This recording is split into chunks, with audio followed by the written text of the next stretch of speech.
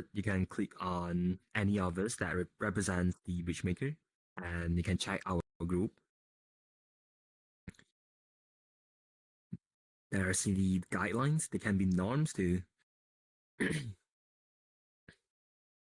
If you see that any of them is outstanding, you can talk about it. So who are we gonna start first? Who are we gonna start with? Yeah.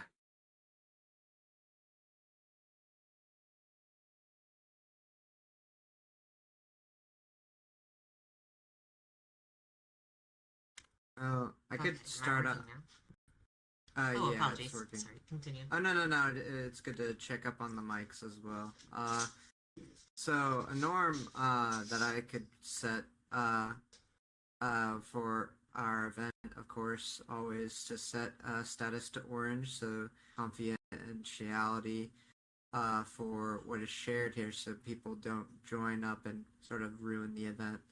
As always, to make sure we have the space that's needed for our event and allowing broader conversations and experiences. Yeah, sometimes you do have some friends that just join randomly and do not know what's happening. It can take some time to let them understand what's going on. So your stage is on orange. Let's go with Vania next. Yeah, so I'm going to choose be kind. There is a difference between being nice and being kind, and being kind is a lot more about authenticity. Being nice is about trying to make sure that the social glue is connected, but oftentimes that forces us to disconnect from who we are and stop respecting our own boundaries.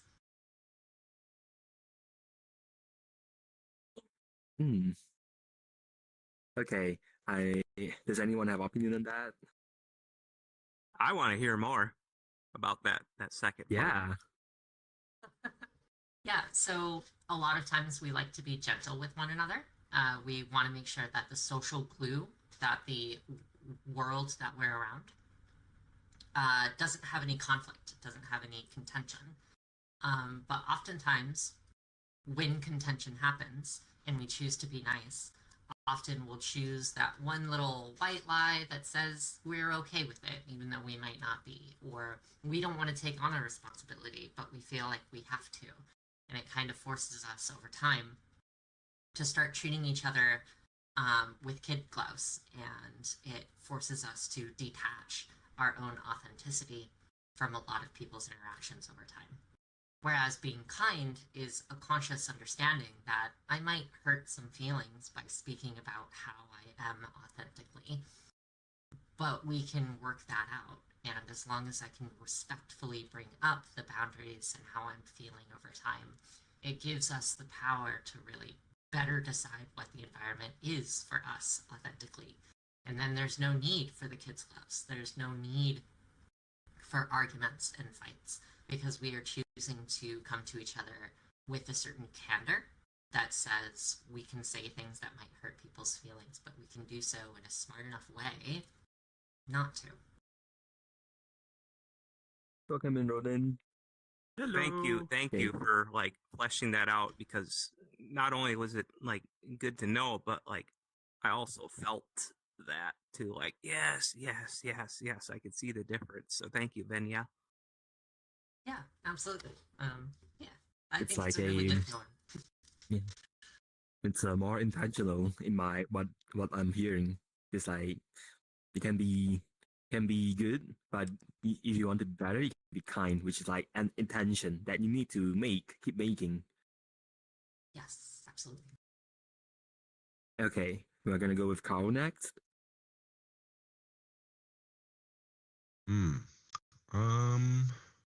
You guys took all the easy ones. Well, my kind of unlisted one that I've been going back to a lot lately is the just accountability. I think that kind of goes in a lot to what some of the things Vinny was saying there. It is a kindness to genuinely, let somebody know what's going on, however that may be, a correction or an admittance of what's going on. But just it also kind of rolls into the say hello and goodbye one. That's one I don't think's been mentioned. if anything from having computer problems or you crash, and just let us know on Discord, or if you're really just not feeling it and you're gonna head out, just let us know, because sometimes when people just disappear, it can be jarring, and also sometimes folks just randomly walk in, and like even something as subtle as kind of Ronan kind of waved and nodded a little bit and acknowledged the people who turned towards them, that sort of thing, just checking in with each other. Yeah, it's not only just saying like hello as like politeness, but also letting other people know, oh, Ronan is here. That's good. Oh. Okay. Goodbye, Ronan. I have to think that was intentional. The comedic timing of that was too good. If it wasn't, okay. Maybe his mic It's wasn't okay, working so though, because I'm thinking that perhaps he tried to respond to that verbally and wasn't getting anything back, so then realized his mic definitely wasn't working. That could have been the case. That could have too. Yeah. Okay. It's okay. We're just gonna See, that's why wait when until people like leave, we later. just speculate. You gotta just wonder what happened. We'll keep an eye on the Okay. Discord as well. Yeah, please do. I would like take a peek later. Well, let's come back and next, George. What's your nom you wanna share? I always love bringing up iteration. I haven't brought up iteration for some time. And part of the reason I bring that up is because I've been iterating a lot of changes in my life and priorities, going back to school and such. And it's been almost overwhelming for me. So I think yeah, thank you, Vinya. I think there's a point where even with something like iteration, providing a space, which I find here at Bridgemakers, where we can learn and grow, it's really, really nice. And life has been reminding me to throttle the changes too, because I'm right at the edge of doing too much too, which is scary in its own way. It's honestly a big part of our life. We're gonna keep iterating, we're gonna keep learning, and we keep improving while also making mistakes. But that does teaches us life. Um, how we go through our challenges we have. Thank you. Next, Jay. Okay, have we done the RSVP what norm yet? Because that, or does anybody point that out, or not yet? I don't believe so. That's been such a long time. Okay. Yes, no. Yes. Well, yes, making sure that you say that you or I say that I'm gonna show up. And actually set myself an alarm every day to make sure to look at the events. Because I felt really bad last Friday when the event canceled. I thought, oh, I wanted to go there. I forgot that canceled, or they cancel whenever you get fewer, if fewer than 3 people RSVP. So yes, that I want to make sure that I see. I mean, I won't be going downtown next week, so I won't be able to be here for then. But yes, that's that's something that I've decided. Okay, I'm gonna do my part and just make myself a little reminder every morning to look at it. Just to be sure I don't miss out on anything I would like to go to. Yeah, I'll jump in there too and say, in the interest of discussions we just had in our helper check-in, like we are kind of wanting to push for more helpers and being an ambassador, kind of pushing, advertising events and outreach, that sort of thing, is a helper position. So someone could be something I did in helper one times ambassador position, which I still have, and also like it was saying, next week events for that Friday one that was canceled still has 2 attendees, so unless somebody else signs up in, the week before. Might not happen. So please do go RSVP. Yeah, we always check if there is a more than 3 attendance, equal or more than 3 attendance in our RSVPs, and if you don't set it up, it's gonna get cancelled before. I think it's before an hour or two. What you can do We is try to do it 24 hours ahead of time, but often we don't catch it early enough. yeah, And that's kind it's of a good okay. thing. Yeah, there's what if some wiggle someone room changes there, plan, right? Yeah. Yeah, So if you see like it hasn't been canceled and there's only 2 people, make sure you sign up. Because it could drop at Yeah. any moment. Yeah. Sometimes we don't realize literally until the time of the thing because we're just, going through the routine. And then we start to realize, like, oh, there's only 2 people on the list. So,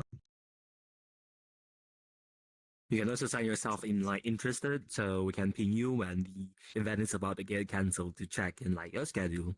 But also you can do auto RSVP, which is you click the little icon, the gear icon, and then you auto RSVP, and then you on RSVP if you cannot make it, which makes your schedule more easier, right? Okay, seems we are done sharing our norms. I just want to say one more thing about the norms, which is for this event, please stand in front if you really feel the passion of sharing your opinions. That's really it. Okay, we are on time and we have three questions this week. Let me get Ronan the clicker activated. Ronan posted that Yeah. crashed 4 times on SteamVR trying to join. They're going to sit the session out. Oh no. Oh Yeah. darn. Okay. Hope it's a good one That's and great not to good at see all. you all. We don't have a lot Okay, of people. at least he did say goodbye. Yeah, okay, so we have 3 questions here. I can do the MC, I can do the questions. Depends on you guys. If you guys have any volunteers. If we have I'd any like to do a volunteers. question. I'll do a question. Okay. Yeah, I'll take Yeah. 3 because the other ones don't really grab me at all. Okay. I'm gonna take 2. Carl I is gonna think go that's first. important to me. I'll Actually, take I kind of want to one. be. I want to be in the ranks for 2. Yeah, I just realized that now I don't get to argue about 3. So, Yeah. I mean, maybe if it's really important to you, then you have to argue about it, right? I don't know if we should Yeah. have volunteers since Yeah. it's kind of a low crowd tonight. I don't know. yeah, we could have just one person kind of run through MC it all. Yeah. That Well, could work too, Laos- yeah.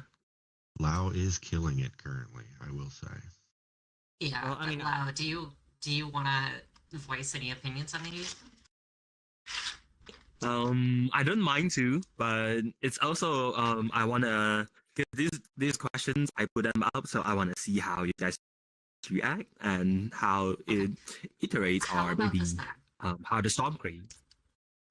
How about we just all collectively agree that the facilitator is allowed to be also participating? So bias to I the love wind. that. I didn't want to propose it, but I love it. I'm all about that. How does that sound? Wow, it's gonna be really I'm not sure if it's cheating. I can take all of the facilitatings and questions if you guys want to. I don't mind to. I can also run it, and I can do the opinionated thing on my own. Would you like me to run today? It seems like you really want to, but I would want to hear your opinion on that. So on that question Okay. specifically. okay. I will be an active participant in addition to a facilitator. I'll voice my opinions in addition to running it.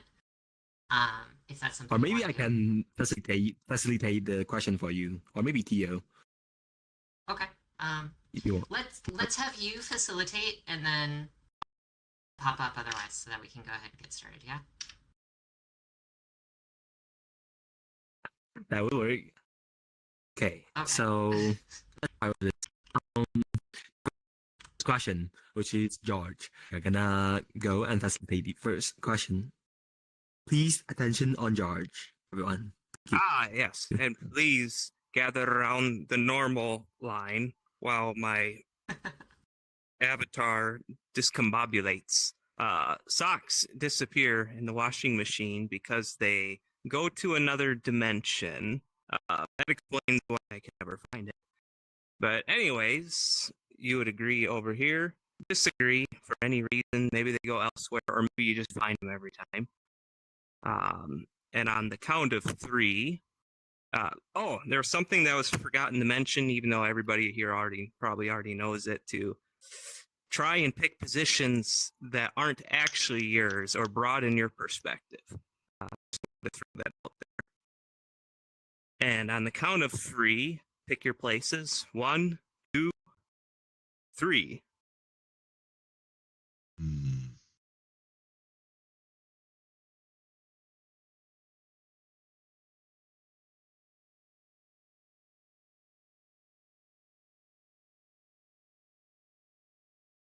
So, Theo, I kind of want to pick on you.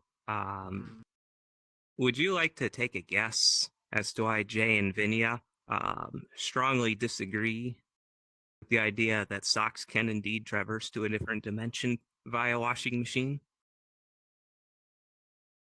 I thought their side was they don't go to another dimension. Socks disappear in the washing machine. Disagree with that. The idea for their position is that.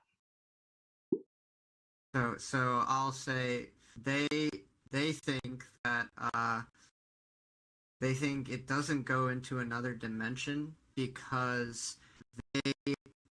they usually find the sock in the washing machine, and there's no other dimension where it couldn't be. So basically, they never get lost in the first place. How does that sound?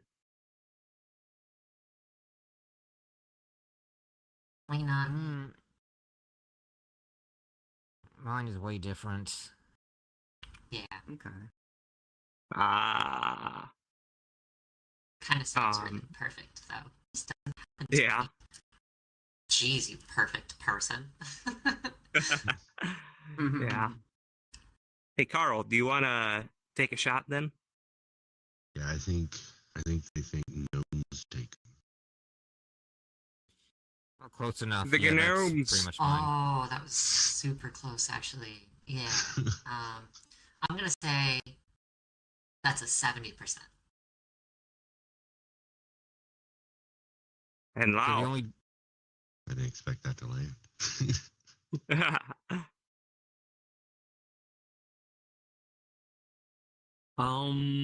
I would say it's because they always find their socks. And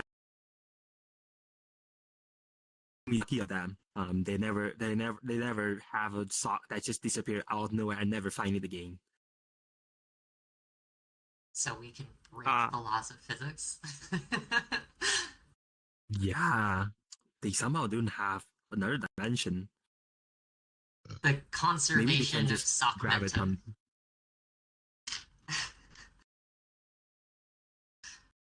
I love that. That's my So, guess. Does it seem you have enough dimensional control? Did that land? No, not for me. It didn't hit the last 30% thing. Gotcha. Speaking of last 30%, you want to share your positions, Vinia? Yeah, I think the reason why we've had socks missing even before we had powered washing machines, like in ye olden day cultures, is that the vast majority of individuals don't really pay attention to the things that they have until they come up to inventory kind of times. And washing your clothes has always been this periodic thing that you do once every week or two, and you wash your socks, and then you realize that you've lost a sock. And you could have lost that sock at any point in time in the past 2 weeks, but you attributed it to having lost it in the washer. You attribute that lost sock to the thing that just happened. So you think it's gone missing. And in the old history days, it was stolen by the Pukas, and then it became the gnomes. And then after the gnomes, we got powered washing machines, and it just became interdimensional rifts from your washing machine. So I think we have a lot of excuses for losing our stuff in 2 weeks prior, but deciding that it was the washing machine's fault. So essentially it's filling in the blanks of not knowing where the heck my socks went. So it must be the gnomes or elves or another dimension or whatever. And you take the more empirical result that the evidence is lacking. So yeah, it's probably just unknown. Yeah. Hey Jay, is yours ungnome? The only difference is I would have used the word laundry gremlin, but that's pretty much it.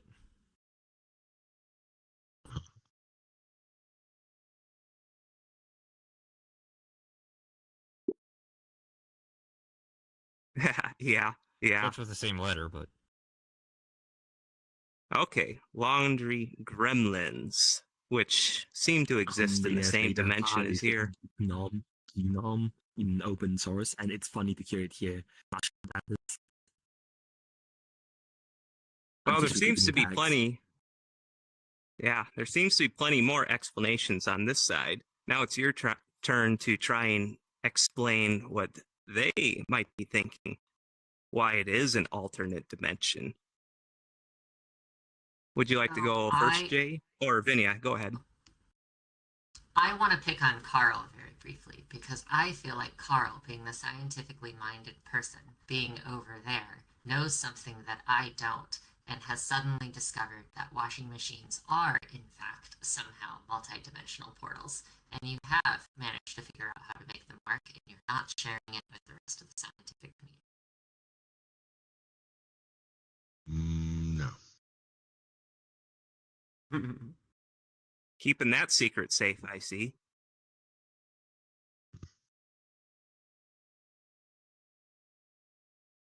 Mine will be pretty hard to guess from that direction, I will say.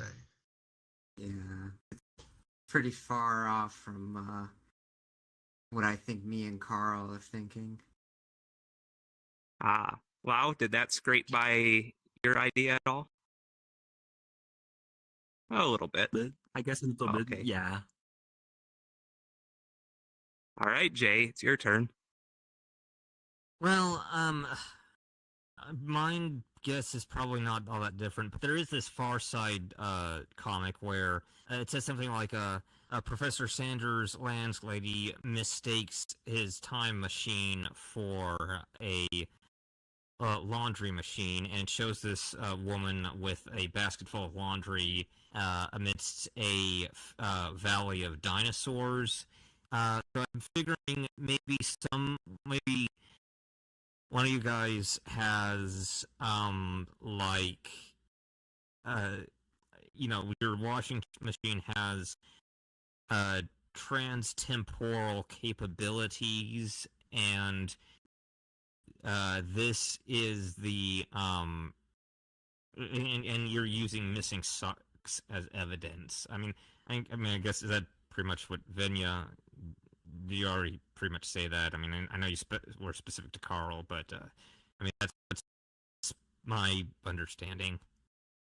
What you're specifically saying, Jay, is that they hold a washing machine with time travel powers, and they're withholding that technology because it's just too powerful, perhaps. I'm not sure. Did that land with anyone? Nope.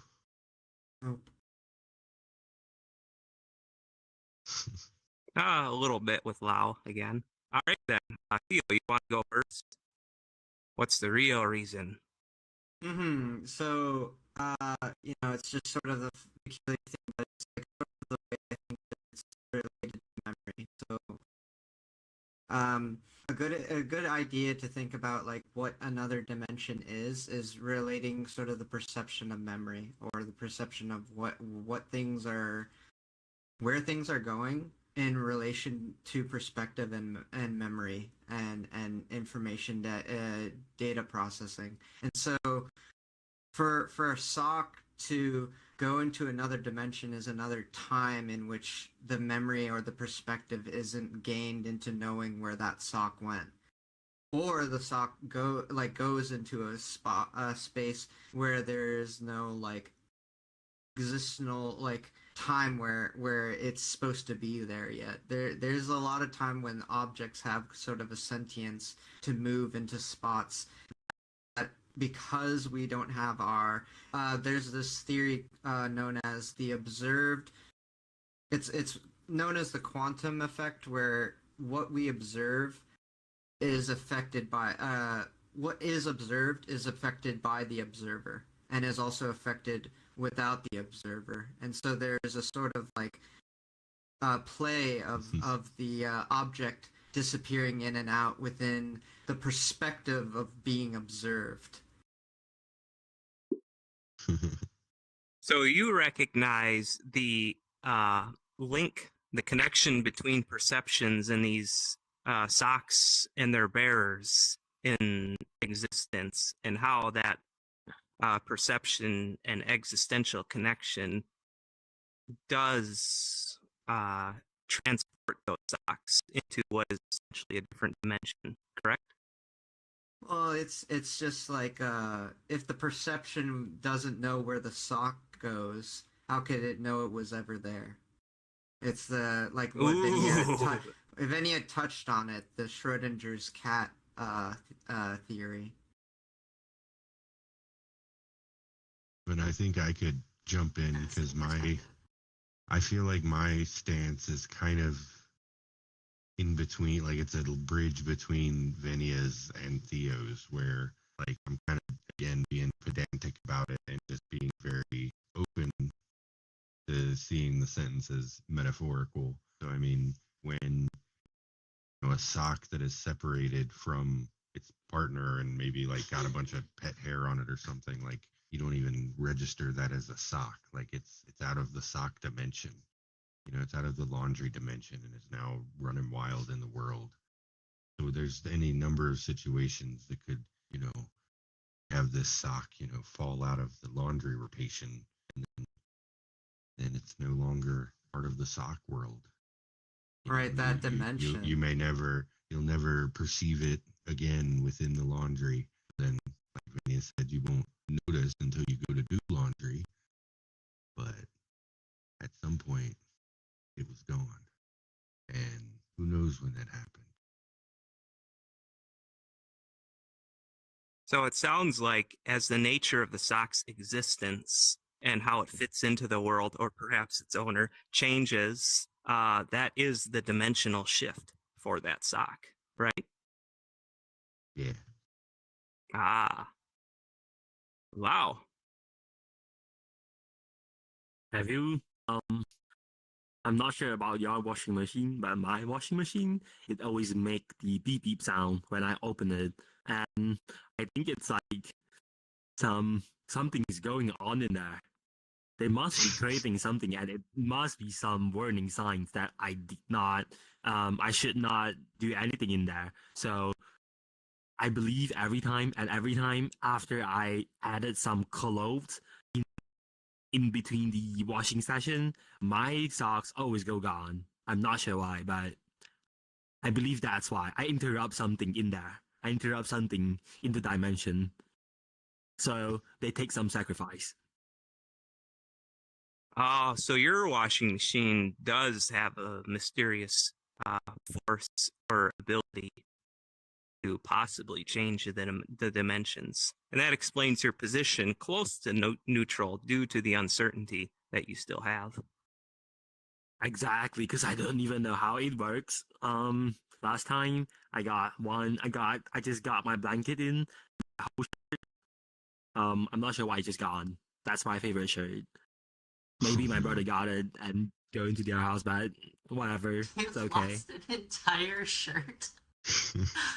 Oh Your no! favorite shirt, no less. That does sound like a Yeah.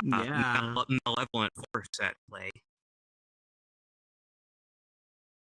Maybe they require sacrifices or something. I do not know because that was an entire shirt, but well, that's my position here.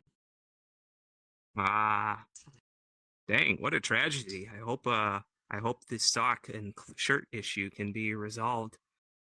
But for now, we got to resolve the new positions. And on the count of three, whether you feel that you've been swayed one way or the other or not, we'll decide. 1, 2, 3.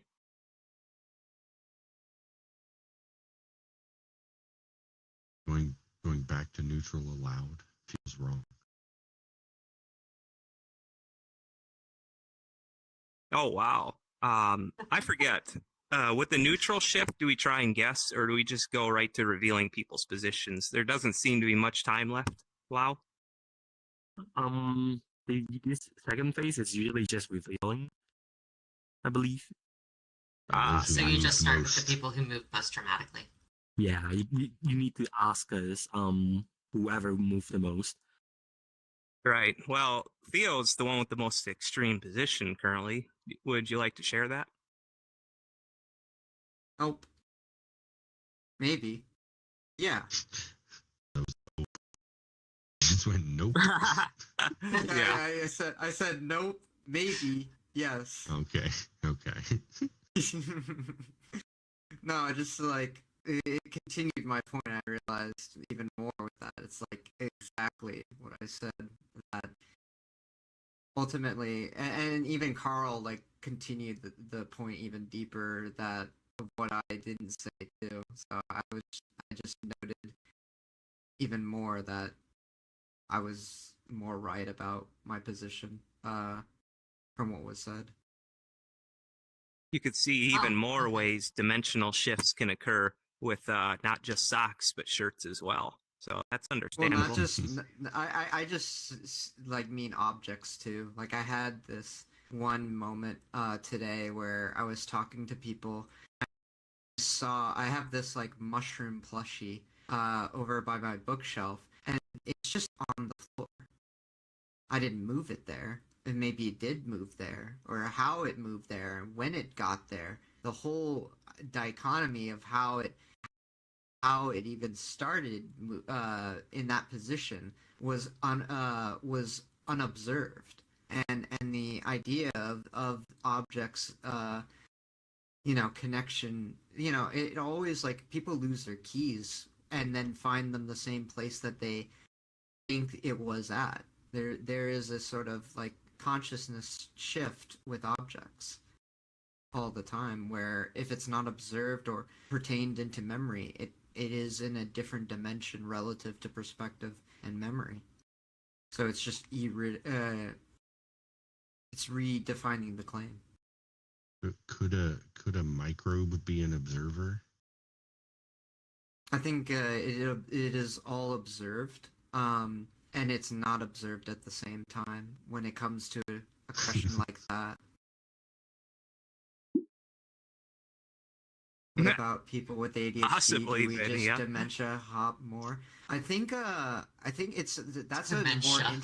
that's a more interesting question because that's like where the variables of possibilities of timelines is relative, because this is my viewpoint of like that timelines are actually relative into the fate of destiny within an environment that is relative to the condition of our ego that alludes into the sort of stories or experiences that are chained and affected within spontaneous infinite timelines relative to our free will. You seem very, very aware of like the difference between the experiences of people, their minds, their perceptions, and what is occurring with things, and how memory and the dimensions and positions of things are often separated in a strange way. That's what I hear quite a bit through this. During Let's the see here. Foundry Hitchhiker's Guide. Yeah. Wow. I both want to know how much time and what your position is. About yeah, a bit. I mean, it's tolerable. It's a bit like 3 minutes. Well, why am I Ah. here? It's because I believe it's not a dimension. It's something. There's something in there that requires sacrifice. I'm not sure what that thing is, but if I put a bigger The thing in unknowable. between, yeah, there's something that if I open up between the session and throw at something big, it's gonna take something small. If I put in something huge, it's gonna take something little. Well, we'll see. Story like Goosebumps book. So Ah, I'll so just say shifting away from a dimension to something is doing it. Something is doing it. I see. Carl? Yeah, I was just gonna say I just went back to neutral because I feel like the word dimension became even less defined for me, and all of the opinions and like X, Y, Z, like the 3 dimensions we operate in. Like if something moves, like it's a different place in the physical dimensions. Like it changed to another dimension location, even if it's still within our local one. I don't know, but just the pedantics of the sentence being very interpretable. Yeah, I see that too. Like, what exactly does dimension mean? I don't know, and that seems to put you on neutral. Can mean nothing and everything. Yeah. Oh, wow. Mm-hmm. Staying on point, on theme. The last 2, would you like to share, or? I have been made open to other reasons beyond cognitive disappearance. Like, part of me does genuinely think that perhaps it was the brownies or the gremlins or the gnomes or the things. Like, I wouldn't put it past a cat to fuck with me, so it could have been a cat. So now I'm open to other reasons that are not just human failures of memory. Yeah, you're seeing even more possible explanations that are just too hard to figure out. So with so many alternatives, dimension is just it's still not the most convincing possibility. Yeah. Yeah. Hey Jay, would you like to share one, perhaps a summary of yours? I don't really think I have anything to add that hasn't been said already, to be honest. Oh, okay. In that case, we can back to neutral and prepare for, or back to you, Lau. Back to you, Lau. Appreciations Okay. for George for the event, for the Yeah, host for the question. emojis and shout outs. Thank you Yeah, for thank you. George. Appreciate. Yeah, Thank you sorry for about the time. first question. Yeah, it's okay. It's totally fine. It is still in control. Well, it's okay. We're gonna move on this time. All right. The second question. I'm gonna be honest, Benny. I'm not sure what I'm gonna do now.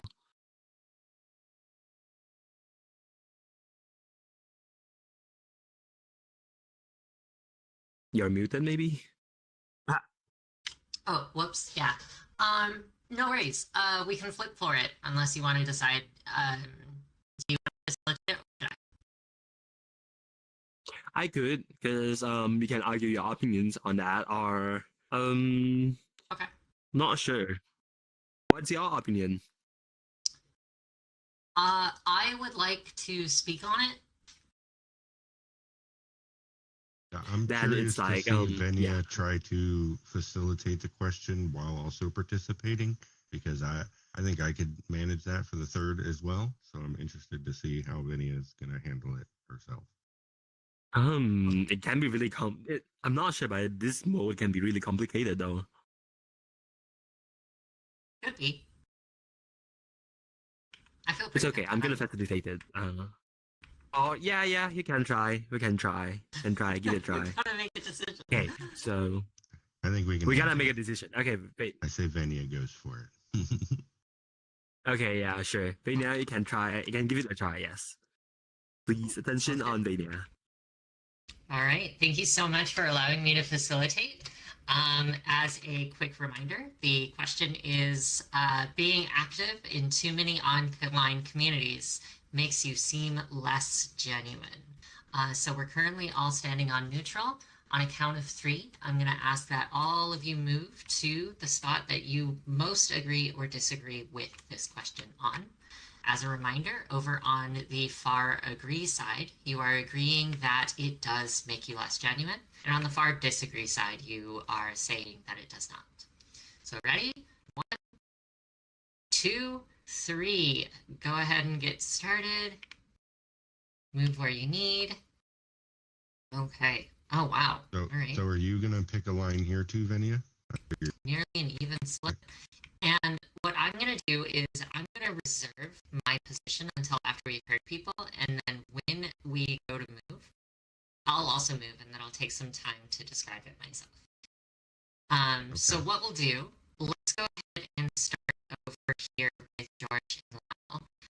Why do you think they over there might feel like their identities are less genuine when they're in multiple communities? My guess would be a quantity over quality sort of thing. It limits one's ability to really integrate, participate, understand, and contribute to groups when they're spread so thin. So if they're spread so thin, they can't possibly be present. Mm-hmm. Oh, Jay! Yeah, I mean, I was Death thinking animation. how high of a percentage that hit me as well. I'd say it's 60%. It's most of it, but not the vast majority. Theo? I still got a good little chunk left. I may have read the question wrong, but I'm still gonna prove my point. And say What that is percentage would probably- you say that hit? that probably is about a 40%, just because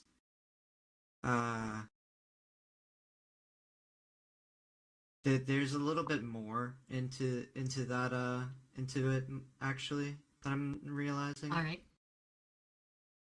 Okay. Well, George, that was surprisingly effective. Thank you so much for It was sharing. not a hard guess, let's be honest. And Lau, what about you? I would say they. Okay, we need to worry about. I would say it's more about how do I say that, the investment that time taken in like I would say it's like more of a loyalty, like they're not loyal, or maybe they don't stay in one community so that it doesn't prove they are good in person, or maybe it's kind of like similar with George Pointer, but it's more of like you cannot show your real self, or you cannot explore the real community, or even with the members. So it makes you seem more like a stranger to everyone, and makes you keep yourself distance away from them. So being So that's why connected in so many it's- communities makes it not possible for you to connect deeply in one. So that makes them seem less genuine. Okay. And how did that hit over on this side? Anyone? I'd say there was an element that wasn't really touched on in the summary there. There was an element where Lau kind of glancing blowed, but it wasn't the real rest of my thing. Started to head that direction, but Kind of got a little bit more on my side though. Like at least what I started thinking of an reason why to be on this side. Yeah. Like about It like is a time for us to 60%. kind of discuss that. Mhm.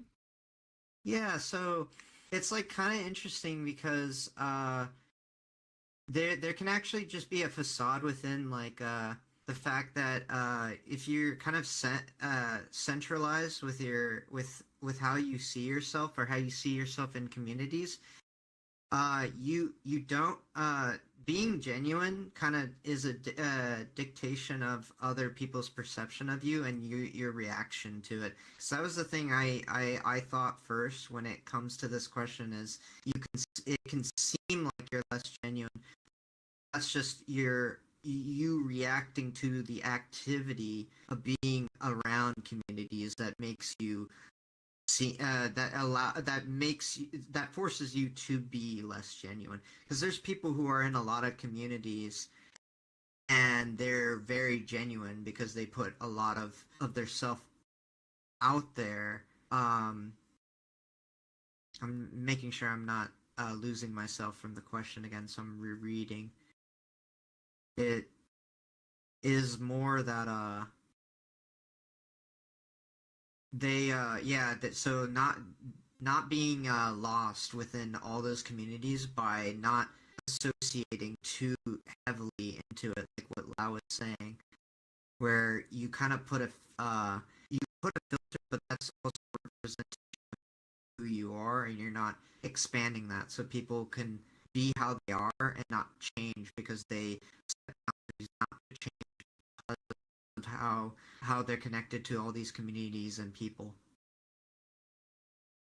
It reminds me of one thing that is like Monopoly. You just put a house, you just put like the thing in there. You go to that place, and then you buy. This is my place. And then you go to that. So people just pass by and like, this is not a big penalty. It reminds me of that. Interesting. A very interesting perspective. Carl or Jay, do you want to add on to that or express your own? Carl, I know that there's a small portion. Yeah, and I mean, often mine is I feel like I agree with everything Theo says, but it's I speak much more bluntly. The to me it's this idea of and I've kind of had to examine it the more I think about how I'm going to talk about it here, and I can't help but kind of put it in a way that I think kind of sounds bad, like a way I wouldn't really speak to somebody directly, but I guess that's the root of this thought for me. But it's kind of like life. What are you doing? And there's a certain, like, when you see that somebody is like super active online in many communities, part of me, I think, kind of goes to like, that's a very crafted persona. Like, it's very, you're able to present yourself in a very manicure, kind of make sure everybody knows you're exactly the e-boy you want to be online, or whatever it may be. But that doesn't allow for the kind of, like, in a real general way. When I say like get a life, I mean like the things that make people interesting people are generally kind of the trials and tribulations of life. So if they spend so much time in different communities, then what else are they doing for their own life and health?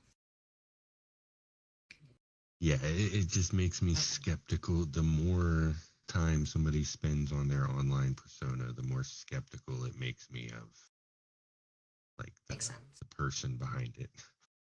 Okay. Thank you so much for the perspectives. I really appreciate it. We're also going to go ahead and flip this over to the other side. So we're going to ask you to guess why Lau and George might believe that it doesn't make them less genuine. But one thing that I might like to insert into the conversation on my end as a facilitator is asking we spoke in the class a lot about how bonding capital, linking capital, and bridging capital interact in communities, and that a lot of people tend to overly prize bonding capital at the cost of bridging capital. So we want those people who are on the edges of a community able to connect to other communities. So this could very easily be a skill for that bridging capital at the cost of bonding capital. So by putting that infrastructure out there, I wonder if that might change some opinions or some thoughts. So let's go ahead and start with Jay. You're further up in the front. What is one reason you think Lau and George might believe that it does not impact anyone being genuine to be in multiple communities? Well, I would guess, you can, like, your sincerity and authenticity is not contingent on how many communities you're a part of, but just how you relate to those communities specifically. That would be, it's more of,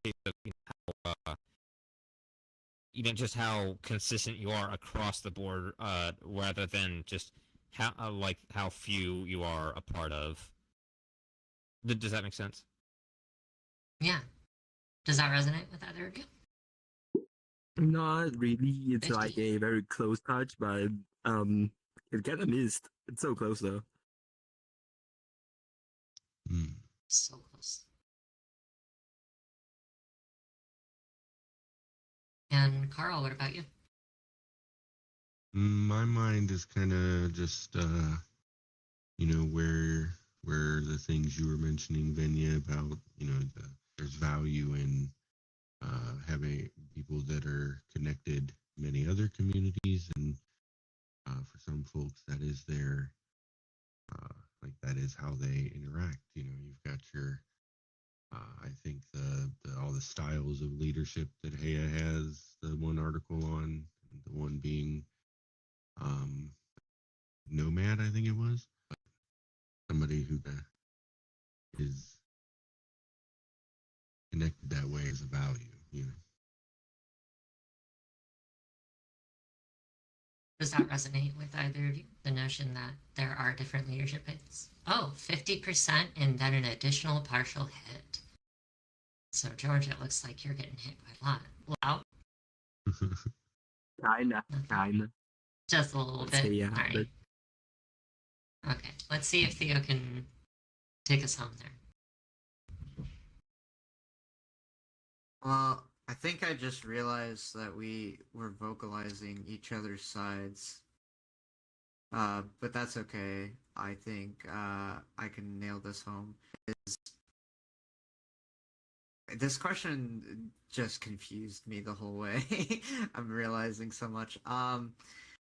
So the thing about being active in too many online communities, what the reason it doesn't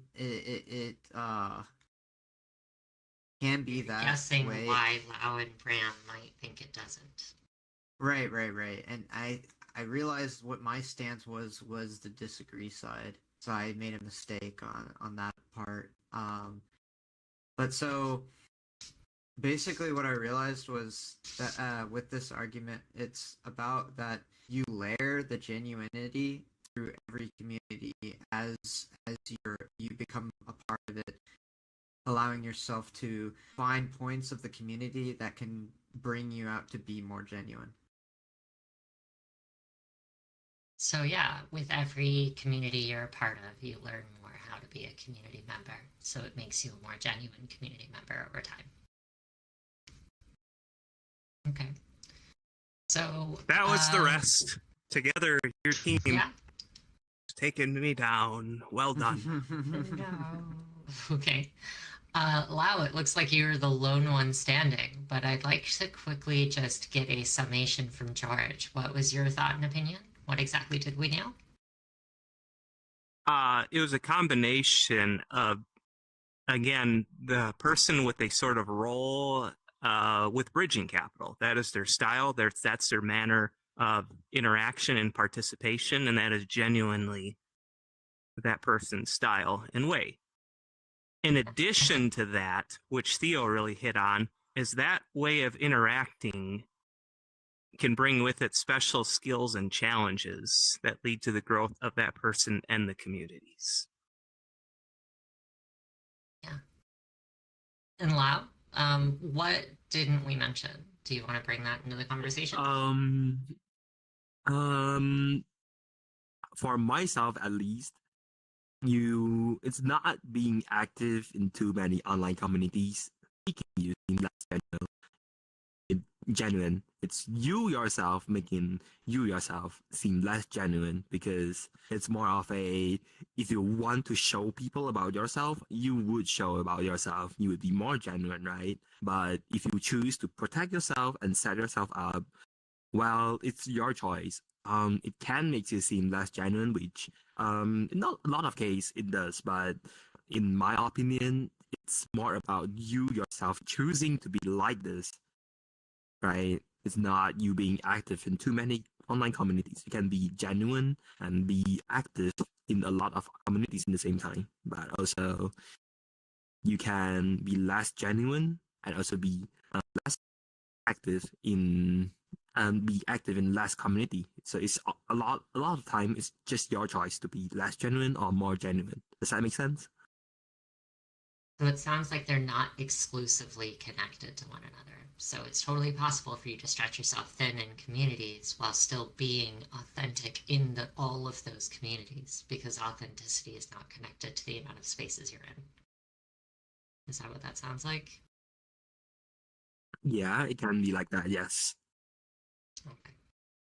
I would say kind of stepping out of my facilitator role, taking the facilitator hat off, and then saying I'm a contributor. I would say that my personal experiences as a community architect and as a community manager, it's my career to be in a lot of communities, but it is also my career to be on the periphery of those communities. So I spend a lot of time looking at a lot of spaces. I find that any opportunity that I have to enter into a community to make it better by my presence, however small, when I leave, I still feel as if my mission to life, making better communities, has still happened. I'm throwing a small rock in a lake, and that lake is never going to be the same after that. And I want to make sure that it's positive. So I tend to be a little bit of an alley cat. I tend to adventure around. I have my hands in a lot of community pies. But as long as I am authentically engaging in trying to make my contributions better during the time that I'm there, I have found that I tend to breed a great deal more goodwill than the other way around. So in my opinion, I would definitely be on a disagree side. Does anyone have any responses to that before we move on and start moving lines? Wow. I'll save mine for until we move. We throw organics in lakes. Maybe. Yeah, I could see that. Yeah, I think that's an okay way to sum mine up. Yeah. So what we're going to do now, putting that facilitator hat back on, we're going to go ahead and ask you to move on a count of 3. Don't move yet. Think about the conversation that we've had, internalize it a little bit, and think, has your perspective really changed? And if it has changed, I'm inviting you on a count of 3 to move from the line where you are now to a new line. And we're going to be talking to the individuals who did move a lot, who did change their minds. So on a count of 3, go ahead and make your move. That is 1, 2, 3. Go ahead and move. All right, Theo, that was a significant move. And now we're all like crumped up together. That's huge. Theo, it looks like you moved the most. Did you want to tell us why? Yeah, well, and like I was debating on whether I'm neutral and stuff, but this point of view I have more into that. You build genuinity within communities by the connections and experiences with others. I did it was sort of The question confused me a lot. I was reading that like 7 times. Fair enough. Fair enough. Excuse me, anyone else? Just very briefly. I mean, just reviewing it on a like kind of scale of clearness to easy to interpret certain parts differently. I would say it's more towards the latter, where uh, the whole seem less genuine is kind of unclear, and like what exactly is too many? What is too many to me is different than too many to somebody else. So Yeah, so there's a lot of subjectivity to yeah, that's the word I was reaching for there. Subjectivity. it. George, double negatives. Yeah. It's very important that we make sure that the questions are easily readable and only go one direction when we make a lot of street epistemologies. But we learn over time, right? Wow, it's not easy to do. However, I am going to pick on you because it looks like you actually went from a strongly disagree state to a neutral state. What's going on for you? That's the agree Um, side. yeah, it's a agree one. Oh, I cannot deny the fact that it makes you, sometimes it affects you, that a lot of people, I just simply cannot deny the fact that that just happens, right? Because you just seem less, maybe you don't feel less genuine, or like maybe it's your choice, but it doesn't deny the fact that this happens a lot. And I feel like I have to represent the data side, because we all see people like these. We also see like people who are like, okay, in two communities which touch on everything, like every values, but you don't go deep enough into there. So it can makes you seem a bit hesitating in everything, in every lesson you've learned. You're like, have some touch on this, but I don't know much. Have something on that, but I don't know much. Well, what about this? I still don't know much. So it can makes you looks really weird, I would say, because it looks like you don't know anything. So it can make you seem less genuine from that perspective. A jack of all trades, master of none. Exactly. that definitely hits pretty home for me as someone who has participated in and built online communities professionally. It gets very difficult for me when I'm just jumping between all of my different clients. It's hard for me to keep genuine connections for a long period of time.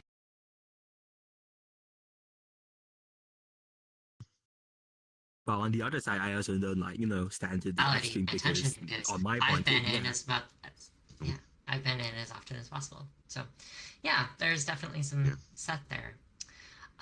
So we are going to need to cut to the next one. But just we have about a minute and a half or so left to kind of reflect a little bit on this conversation.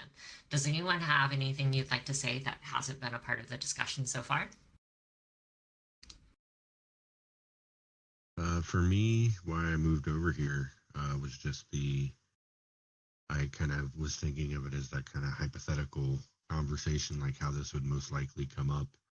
And if like somebody just said that to me, I'd assume that they are like more of a normie and see like two as too many online communities. And I would probably be on the disagree side with them unless they like, really specified like, nah, I mean, the real no lifes that are, doing 30 different communities. Be like, oh yeah, I'm probably agree with you there. But ultimately, I think most folks I'd be arguing for the benefit of online communities.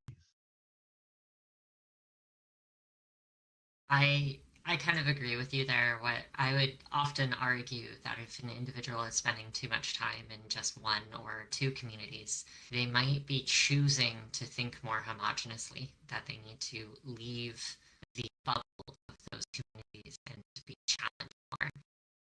because their job is to bring new information into that community, and they can't do it if they're not getting engaged with other communities. So perhaps the opposite can also be argued. Individuals that spend too much time in a single community are more genuine, but maybe they haven't been challenged enough in their online spaces as a result.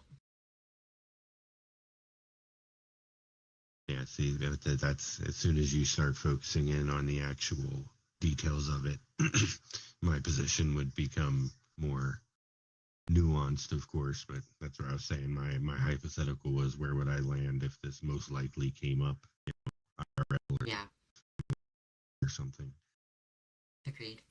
Well, thank you so much. It's been a very enriching phase 2 for the conversation. So we are going to move on to our next question, which is on the internet being a basic human right. So what I'm going to do first is hand it off to our MC to introduce the next facilitator. And if everyone wants to return to neutral while we are doing so, we can get started. Okay, thank you for the facilitation. I really like it. I am glad I gave it a try, because I think it's not bad. Explaining that all the experience combined with theories, but also say this provides I would say valuable experience for all of us, and perspective too. All right, so move on to the third question, which is who's our first? Oh yeah, Carl. Please, attention all on Carl. Yeah. We're gonna give presentation to Carl. All right, I'm gonna get a little bigger, and I was thinking of doing a more kind of just playing both roles at the same time, kind of going along with the group as far as moving in the beginning and picking a line, but similar to Venia, waiting towards the end for any of my input there, but just kind of moving along with the flow of the people and participating in that way, while I also direct the conversation. So, conversation here being on the statement, access to the internet should be considered a basic human right. And I'll go ahead and say up front, I would give this statement a good 9 of 10 on the there's not much interpretation or unclearness in the statement, in my opinion. I think this is a pretty good one. So, again, we have to this side if you agree with the statement, to this side if you disagree, and we will move on 3 and choose your level of agreement or disagreement. So, 3, 2, 1. I know I said move on 3 and then count it down, but move on 1.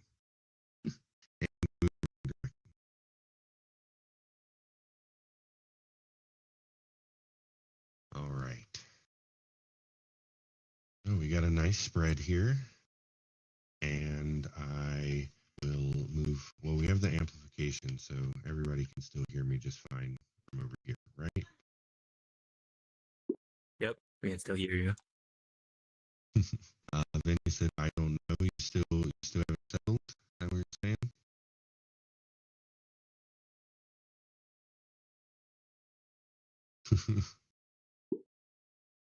Well, we have a decent spread, so go with your gut, I'd say.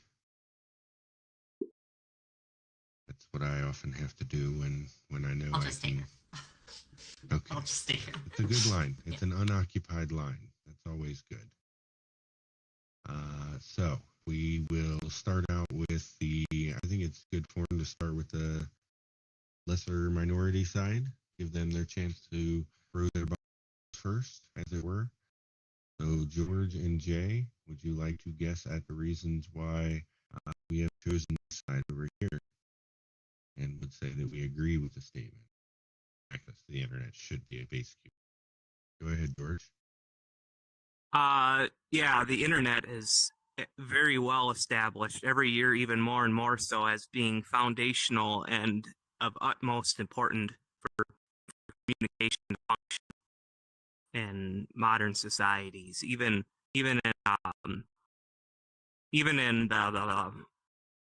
what's the word I'm looking for? Even in underdeveloped nations, internet access tends to be integrated before a lot of other infrastructure. So it's extremely important to the point of being just as much as of a right as plumbing and electricity and healthcare, based on how much it's prioritized. So you're saying basically that, it's been shown that internet has been very useful in communities across the world, to the point that it's being prioritized over maybe more traditionally useful infrastructure.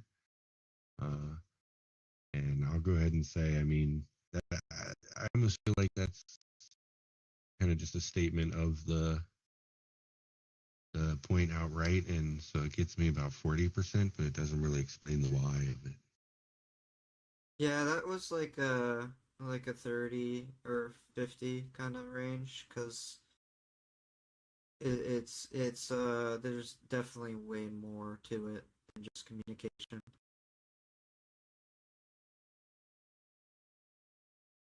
Okay, Jay, do you have maybe a more targeted strike for us? I don't know how we feel about the just to say it, the whole battleship. It's kind of a combative, violent imagery, but the whole like board game battleship imagery of it Okay. is fun. I initially agreed, and then we came up with the word empathy missile. Actually do have a guess. Okay, So, let's hear it, Jay.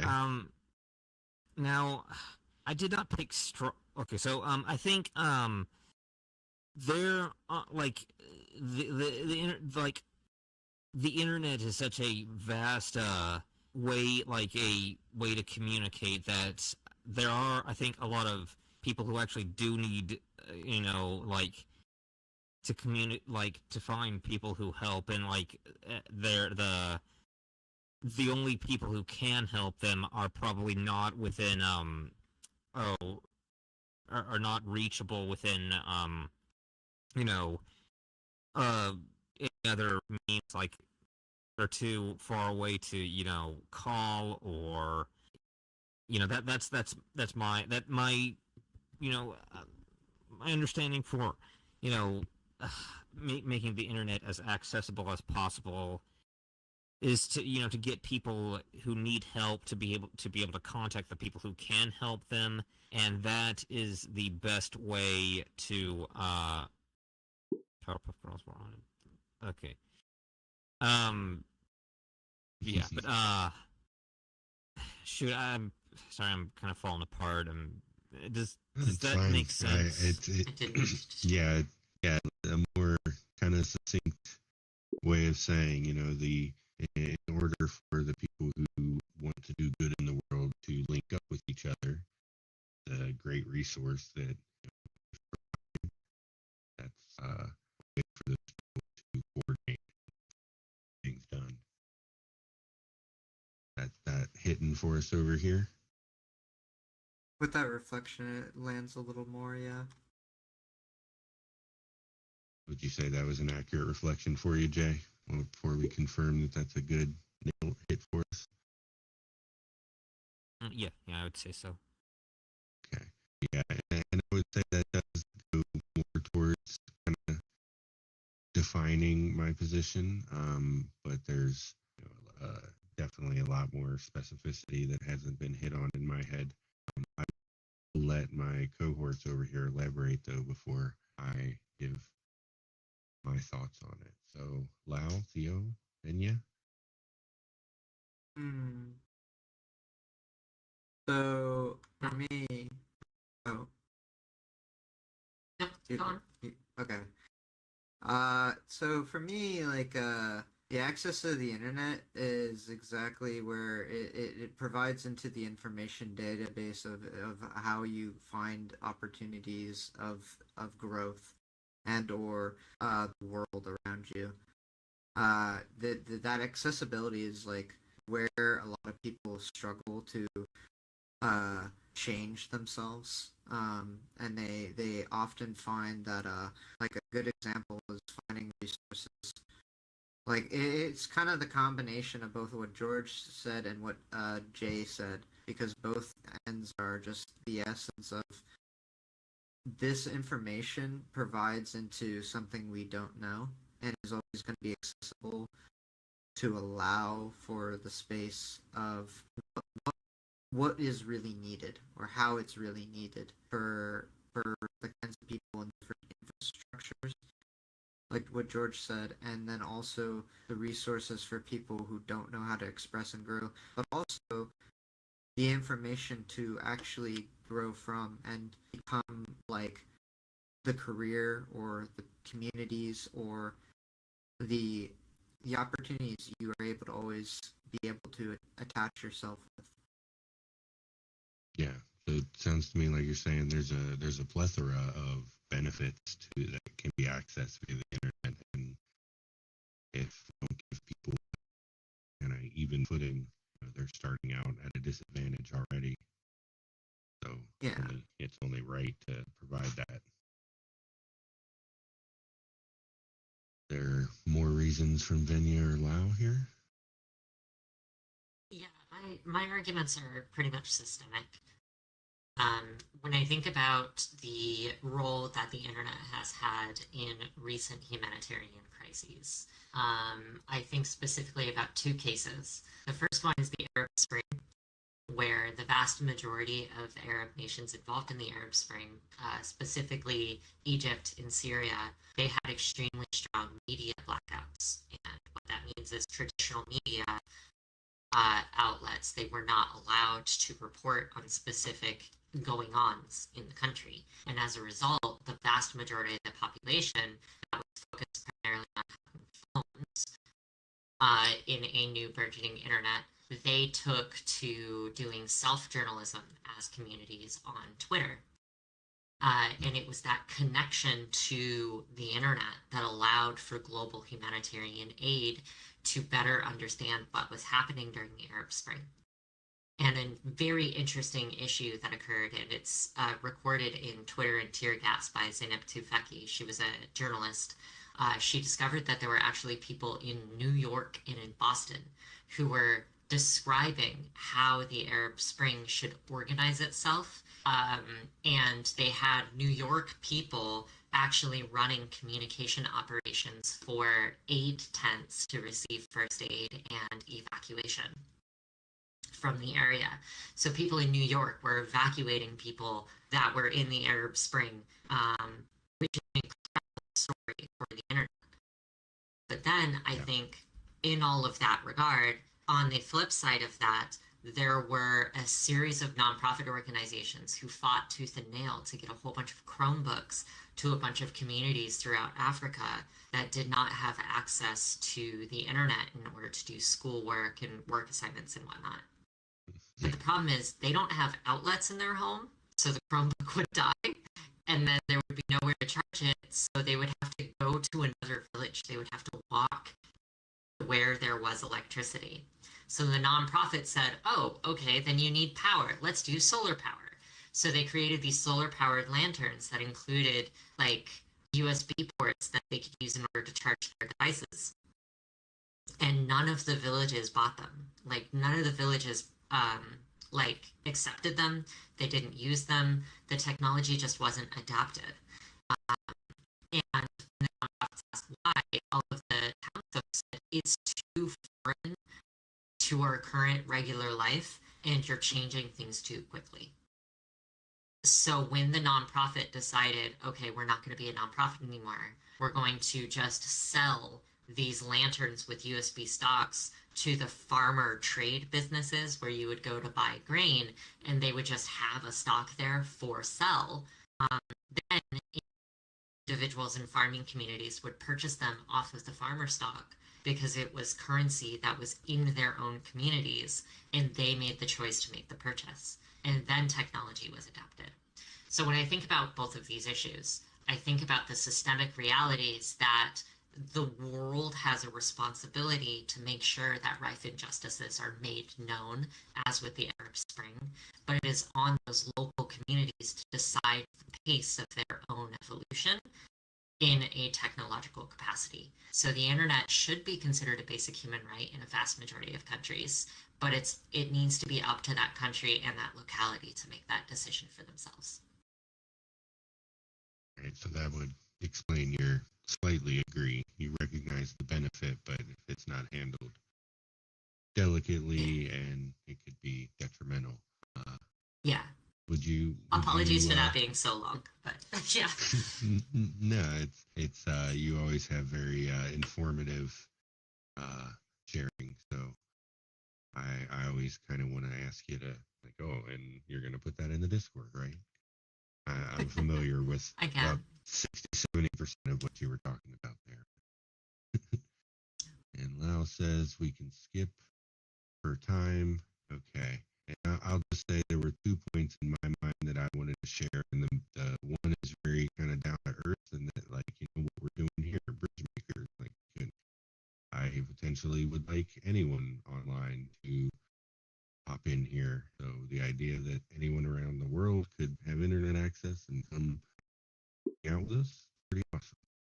So, but I'm shy of the full one. Strongly agree, just because of kind of what Vinny was getting at, but even in the kind of insular sense, I can see, with internet echo chambers, there's the idea of people who could be doing positive, just kind of sitting in their little echo chamber and patting each other on the back. I was reaching for a non-bad metaphor there, but wasting each other's time and not getting anything done.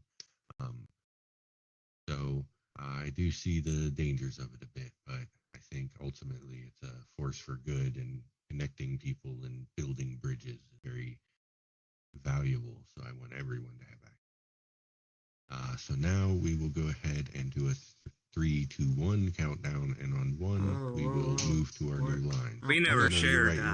You're right. We got to guess why they're over there. Now I see why we're in on time already. So.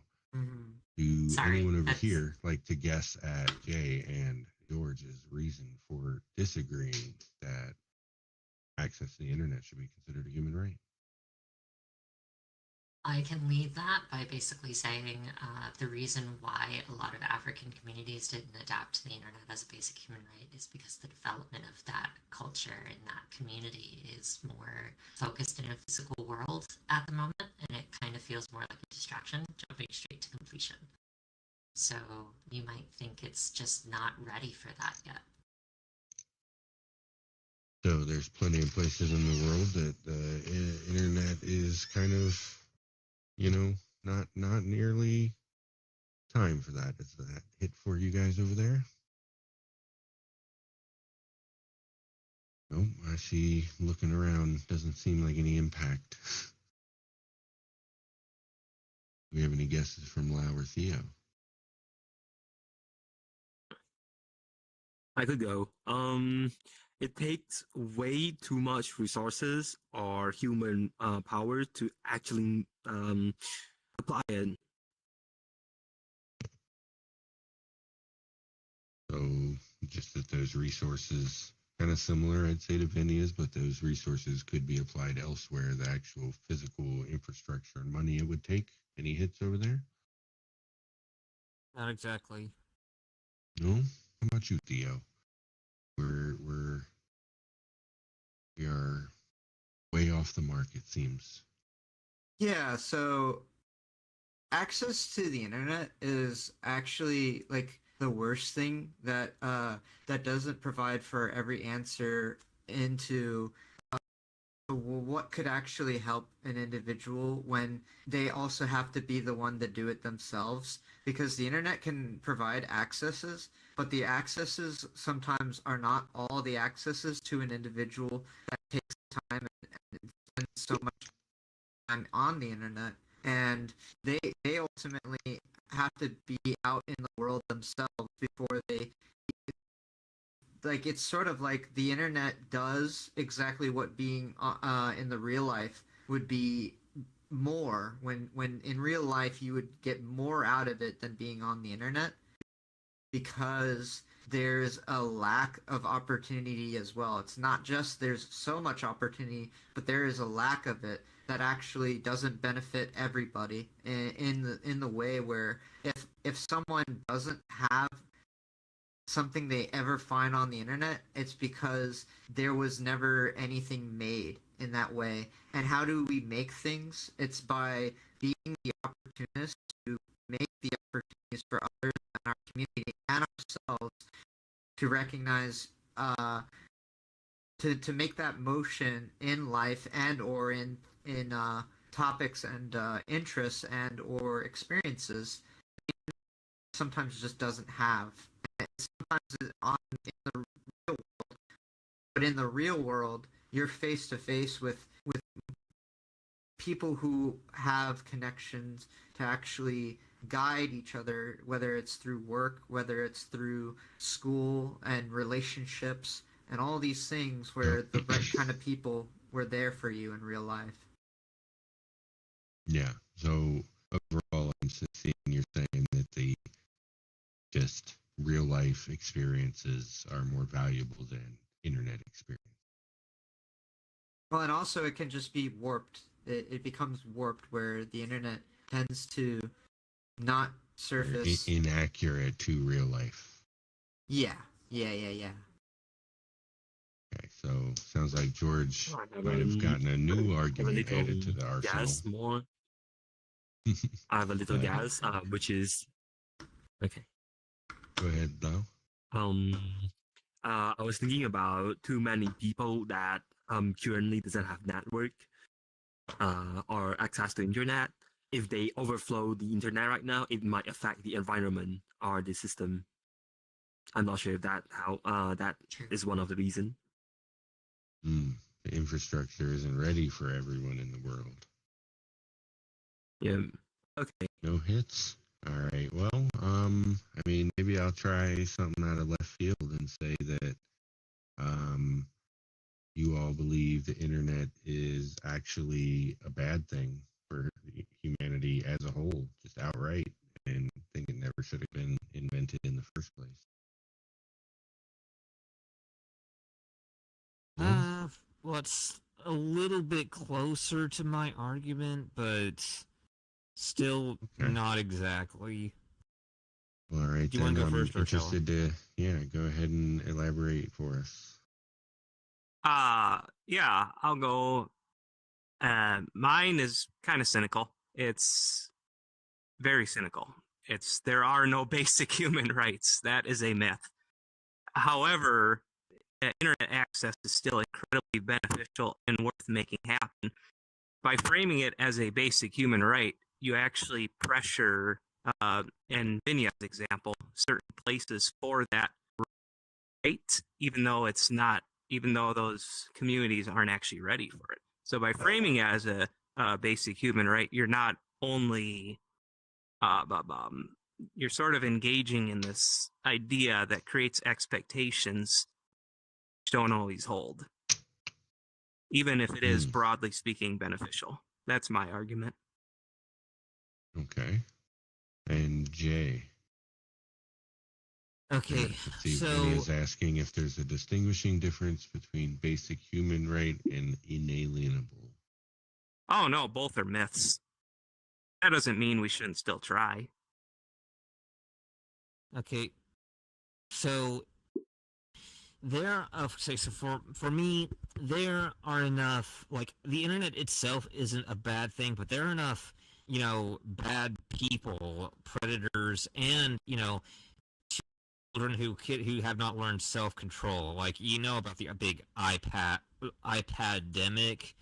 Kids are spending so much time, on YouTube and watching TikTok videos that they don't want to do school, and teenagers can't. A lot of teenagers, our generation Alpha, can't spell. So I don't think the solution is not to get rid of the internet. I think, but it should not be. There are some people who should not have free access to it. It should, there are a lot, I do not know how you would regulate this. But I don't have a solution. But I do not think it should be a basic right. Yeah, so we, not sure what direction to go with it, but we shouldn't make it, easier when we already see evidence of it kind of corrupting the use, as it were. Yeah, and I do want to emphasize, sorry if I repeat myself, it is not the internet is not to blame. It is the careless exposure to it that I have a problem with. I was just gonna, as my participant and a parent, I was just gonna exclaim like it's the parents' fault. But yeah, I resonate with that a little bit as a parent. So thank you for that share.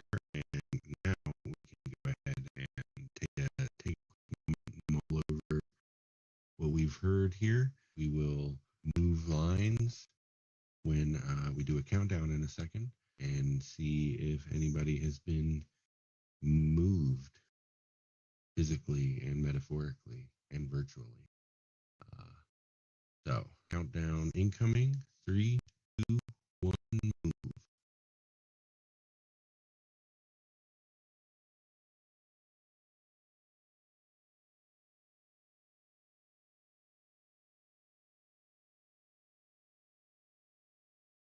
All right. I think Theo moves the most there. Whoa. Oh, Jay. Hold on. Sorry. I just wanted Okay. to read your text box. Salient. Okay. Yeah, Sorry. yeah. I thought we That's had a still late game big move. But now Move I'm gonna across ask the court. Theo to let us know about his movement first, since I think that was the largest.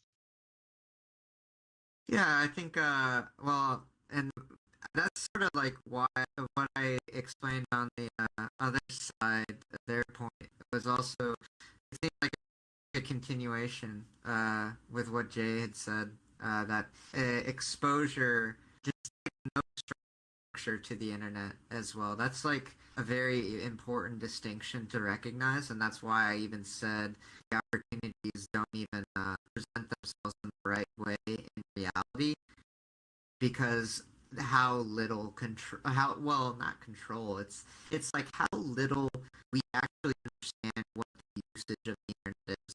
What is the internet? What is the usage of the internet? What do we need the internet for?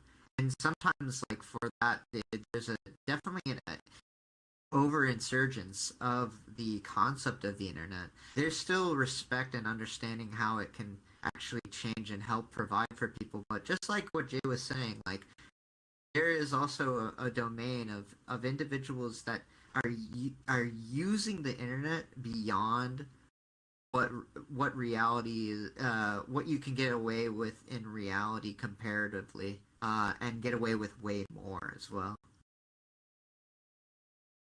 Yeah, so just kind of that, we don't know what we don't know, right? We're still very much in the early days of the internet, and everything's still being studied by people like Venia, right? So we kind of don't know where those cards are falling.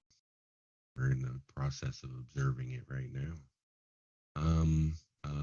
So kind of, I guess, just by a show of hands, I think a lot of us moved 1 or 2 lines. I think I actually went 3 over here. So I can say for me, kind of the ambiguity that George called to the idea of calling it a human right versus, like, if the sentence was just everyone should get access to the internet, like, I think I would strongly agree with that statement and not really budge. That open for the timeline and the idea of it being introduced carefully and being like maybe an optional or village thing where, like, it's a communal place you can go to the library, however that falls out. It doesn't have to be put a cell phone in every person's hand. So, but yeah, so just the way the statement's worded, and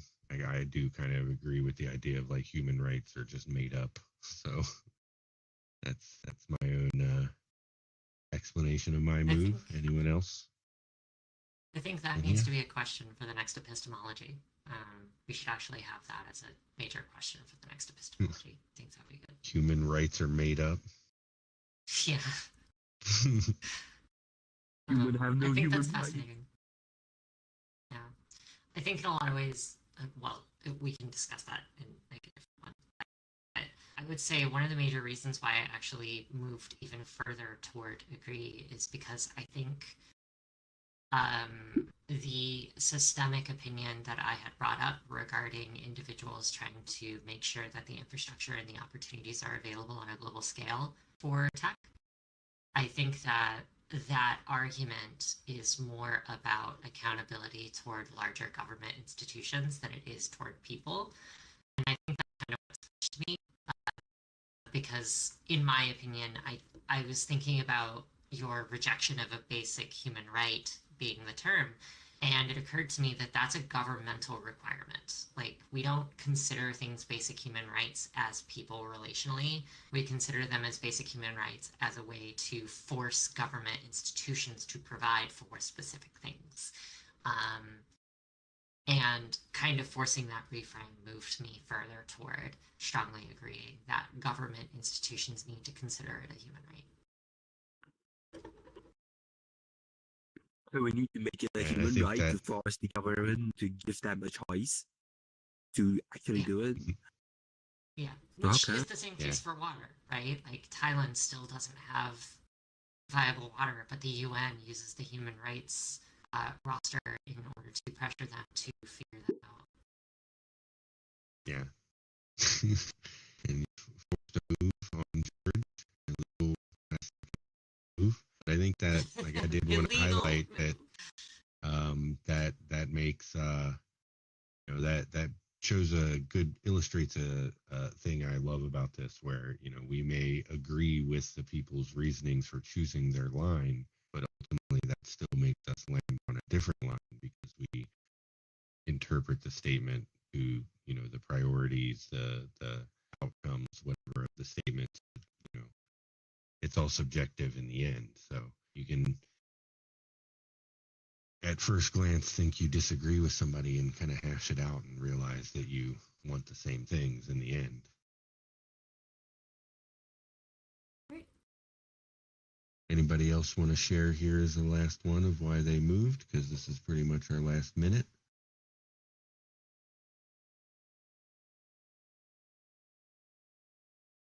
All right, I think we're all covered here with. You want to take back over and close us up here, Lau?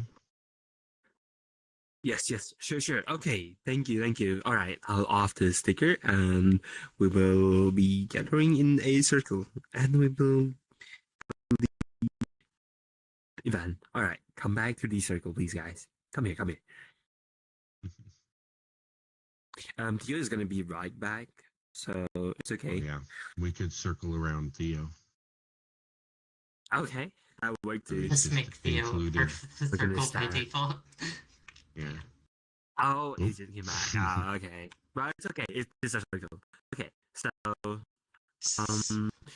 gonna do the appreciation game right now. I'm gonna throw and see the ball here.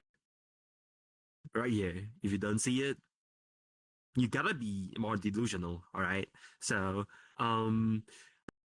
there's an imaginary ball here. You're gonna throw it to people who you appreciate. And two rules. Basically, you need to throw to someone who didn't expect you to get to throw the ball to you.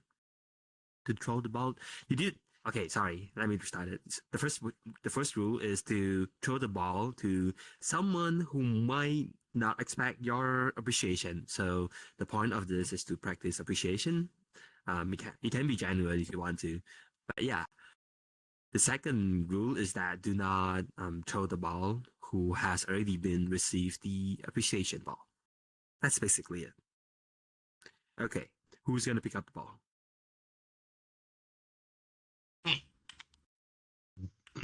Mine, Virginia. I saw George first. Mine. Okay, fine. Yours. Spry. Mine. Now it's yours, Jay. I wanted to thank you for the kindness and generosity you show. Because we're often on the same side, and I'm always such an eager person, and you recognize that, and you're always like, "Oh, George," and I'm like, "Yes, thank you. I want to go because I'm such an eager, excited person." So, like your generosity, I noticed that. I appreciate that. Okay, yes. All right. So, yeah, and I think well, thank you. And here's I'm throwing mine to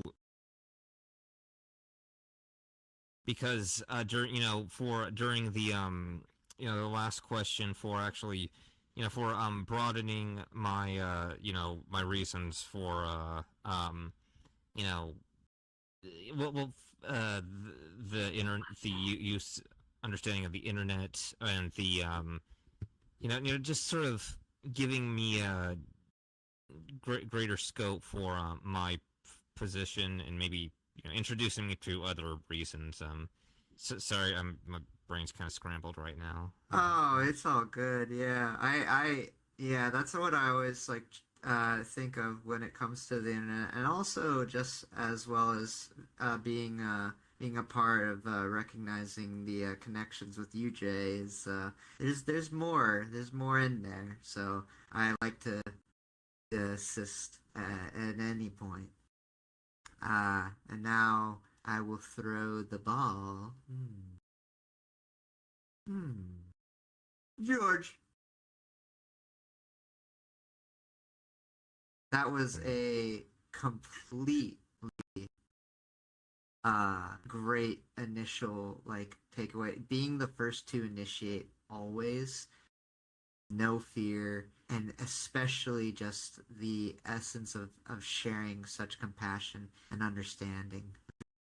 Very, very well. I always end up very happy to see you all the time, George. Your presence makes everything very cheerful.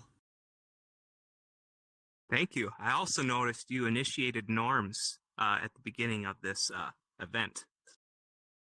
So that stuck out to me. Now I got to appreciate, wow, I want to appreciate, I can't help it. I appreciate you for giving me the chance right at the onset of grabbing the ball. That's all I can think about now. Like that moment happened again. So thank you, Venya. Yeah, absolutely. I'm happy to do that. I think both of us kind of share that same level of eagerness and share a voice as well. We're always really happy to come through, and yeah, thank you. I really appreciate that. And I love that in you as well, George. I would like to appreciate Carl, however. Here you go. Here you are. I want to appreciate you for being willing to experiment with me and asking me to step up to show how something might look, and then choosing almost immediately to get up and experiment with me. I really appreciate that, and I think that went really well. Thank you. Yeah, and again, my initial thing was just I was glad you brought it up first because I didn't want to be the one to propose doing it different, and it kind of reflects your previous appreciations too. Like that's kind of where a lot of my anxiety lies. Like I have that eagerness, but I don't want to appear too eager. So I love you, love George for that as well. I think that leaves. Just not bad. It didn't go great, but it's not bad. Leaves me to throw it over to Lau, who I was actually hoping I would get from the beginning because I think Lau's got a good amount of that similar energy to me, where it's kind of you do fine when you just wing it, and you do great, and you tend to overthink it a bit, maybe when asked to step up, but you always do a great job. Thank you. Thank you. Thank you for the appreciation. I really like the storm in there because like at first it was like when something came up, we need to step out, right? We need one to step up, even though it might not open well. But yeah, I really like the ideas of the facility. Thank you. I was a bit hesitating, but you know what? Give it a try. Well, I have the ball now. I would take it back. No, I would throw it to the one at the corner here. Oh, You guys didn't see her, but she's at the corner. Hello, Gamora. Maybe she's gonna be awake after after a bit, but she's really well. She's a well leader, and she always thinks about this. She's still thinking about us, even though like we are, she's like sick right now, like really sick. I can hear from her voice. I can see from her attitude, not attitude, but like the energy. Yeah, good. I can make sure. I can confirm that. But she's still thinking about us. I'm really I really love the kindness and the leadership. Thank you, Heye. Okay, the event has actually ended here. Do not forget We one gotta get thing. a picture. We need the group photo. Yes, Are exactly. we able to crowd Maybe we around end the whole- Haya? VP next week. Well, We're I don't know SVP if all the events. Actually, can we? We can try. Get like a downward angle here. A downward angle. Are we taking a picture with A? That's funny. I just I might Oh, need wait, to we can squeeze my. click into the rock. We can see through the rock. There we go. Oh my god. Yeah, it's probably best to reduce the size. Yep. I think we're just spot even. there. I'm here. There we Doing go. that now. So someone will take the photo. I've got my camera inside the rock. It's got the, Okay. got the angle.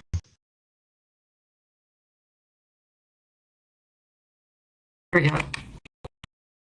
Was it already taken? Oh, there we go. There. Do we wanna say a thing? I've just been moving it around, trying different angles here. Ribbit. Ribbit. Ribbit. Ribbit. Yeah. Ribbit. Ribbit. I was actually Ribbit. curious, George. Is there a specific reason you're in a different avatar today, or is this the new avatar?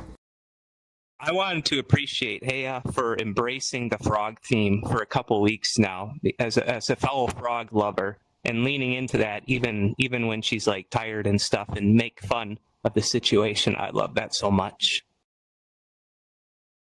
I love that's amazing. Mm. Okay. Yeah. Okay. Yeah. I think we Yeah, did. I'm posting. Yeah, I think we did. Yeah. I mean, we can take another picture with a sticker. But I think it's enough, to be honest. Yeah, I gotta go get groceries now. We should like get hands. So. Yeah. for coming by, Jay. Today. And Oh, apply yeah, for a yeah, new Thank visa. you. Thank you. Oh yeah. I'll see you all. Well, maybe not next week because again I'm going out of town. But yes, this is fun. See ya. Bye. Let us Bye. know how you do. See ya. Let us know how Yeah. it goes when you come back. Sure, that's great. Okay. Bye. Bye bye. I posted the pictures. Yay. Hey, Venia. Yeah. I wanted to ask some advice, if possible, or if you have any to share. Tomorrow, I'm going to go contact the local crisis resource hotline and offer volunteer time with them, since Oh, wow. since my Thank major you for social doing that. work, and it seems to be like the way to go.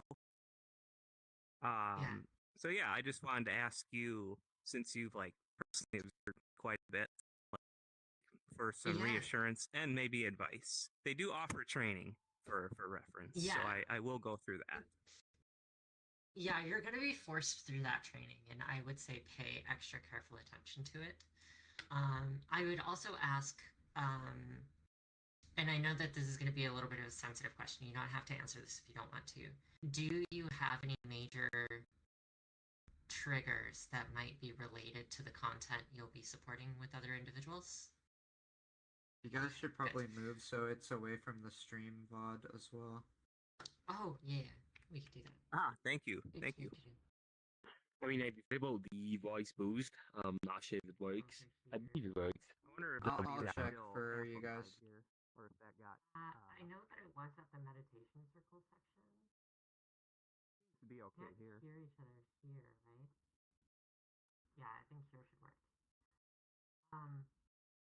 So as long as you don't have any specific triggers to the organization that you're working with, one issue that we had was there was a local nonprofit organization in my area called SAVA, Sexual Assault Victims Awareness Hotline, where you basically call in if you were struggling with it. And a lot of their volunteers come from people who had also experienced that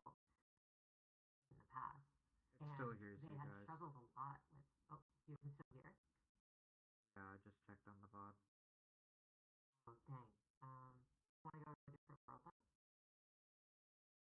Yeah. Okay, cool. I would like to peace out because I'm really tired. Thank you guys for coming to the event. Thank you, Alright, and I'll seeing see you, you Al. guys around. Thanks. Thank you. Appreciate it. Bye. What world would you like to go to? Whatever's like at the top of your list. Okay. Let's go to McDonald's. Oh, I love McDonald's. That brings back memories. Let's do. This is I can see genuinely that at being the a top of my crisis hotline. Hey, I'm hiding. Oh, she's got to invite me. That works.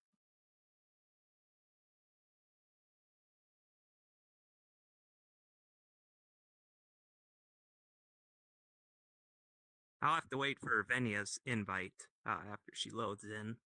So I guess I have a moment to say it was good to see you and hear what you have to share and appreciation your appreciations. I've been noticing just sound. The word that comes to mind is like art, like artful, creative, personal. Like there's just something about your appreciations that I love to hear, and that sort of like looking at a picture of emotion of appreciation. And I can tell that's like a big part of who you are. Yeah.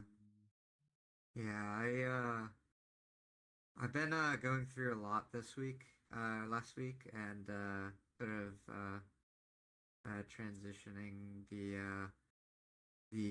emotional aspects, and yeah, it's a progression, it's a growth, it's a change, it's a remembrance, it's a practice, it's starting all over, and And I love that too, that constant reminder that it's growth, it's a journey, and that's good.